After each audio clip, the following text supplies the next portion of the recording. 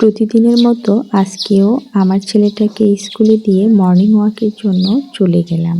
আমি প্রতিদিন ওকে স্কুলে রেখে সামনের এই সুন্দর রাস্তা দিয়ে কিছুক্ষণ হেঁটে বাসায় যাই। আর এখন এই সুন্দর রাস্তা দিয়েই আমি হাঁটছিলাম। আসসালামু আলাইকুম, কেমন আছেন সবাই? কে কোথা থেকে আমার এই ভিডিওটি দেখছেন অবশ্যই জানাবেন। এই যে এই পাশে যে সুন্দর একটা বাসা দেখা যাচ্ছে, এটা একটা ডুপ্লেক্স বাসা। আমার খুব ভালো লাগে এই বাসার আশেপাশের যে পরিবেশটা, এবং বাসাটাও অনেক ভালো লাগে। প্রতিদিন যখন আমি হাঁটি তখন এই বাসাটা সবসময় দেখি, তাই আপনাদেরও আজকে দেখিয়ে দিলাম। এইটা হলো পদ্মা আবাসিকের 7 নাম্বার রোড, আর এই এরিয়াতেই আমি থাকি, তাই এত সুন্দর সুন্দর বাসাগুলো আমার চোখে পড়ে। আর প্রত্যেকটা বাসার সামনেই খুব সুন্দর সুন্দর ফুলের গাছ দেখতে পাওয়া যায়। হাঁটাহাঁটি শেষ করেই বাসায় আসলাম। আমি আগে থেকেই আলু পরাটার জন্য ময়দার ডো বানিয়েছিলাম আর আলু সিদ্ধ করে রেখে গেছিলাম, যে এসে তাড়াতাড়ি করে আলু পরাটা বানিয়ে ফেলবো। আর ওর বাবা খেয়ে অফিসে চলে যাবে, আর আমি বাসার বাকি কাজগুলো করে নিব। এরপর তো আবার দুপুরের রান্নার প্রসেস আছে।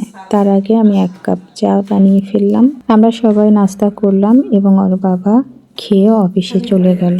বাসা এখন ফাঁকা আর আমি ফ্রি হয়ে গেলাম, এবং 1 কাপ চা নিয়ে ভাবলাম ছাদে যাই, গায়ে একটু রোদ লাগাবো। এবং গতকালকে আমি ছাদে কিছু কাপড় দিয়েছিলাম, কাপড়গুলো শুকাইছিল না, উঠায়ে এখানেই স্টোর রুমে রেখে দিয়েছিলাম। আজকে আবার একটুখানি রোদ দিব। ছাদে এসে দেখি প্রচুর রোদ, আর নিচে অনেকটাই ঠান্ডা লাগছিল, তো খুবই ভালো লাগছিল রোদে বসে। আমার সাথে আমার বড় ভাবিও ছিল। আমরা দুজনে মিলে বসে বসে চা খাচ্ছি আর গল্প করছি। তারপর কাপড় মেলে দিলাম। আরও কিছুক্ষণ থেকে আমরা কাপড়গুলো উঠাই নিয়ে বাসায় চলে যাব। এটাতে ছিল সকাল থেকে দুপুরের আগ পর্যন্ত করা ভিডিও।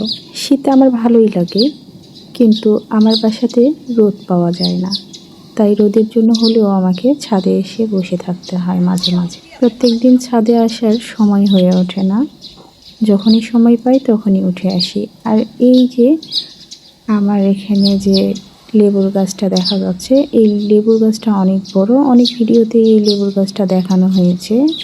এখানে প্রচুর লেবু ধরে। আন্টি আঙ্কেল 2 জন মানুষ, তাই এতগুলো লেবু খেতে পারে না, আমাদের প্রায় দিয়ে যায় অনেকগুলো করে। এই তো আপনাদের সাথে কথা বলতে বলতে আমার কাপড়গুলো অলরেডি শুকিয়ে গেছে। আমি এখন এগুলো নিয়ে বাসায় চলে যাচ্ছি।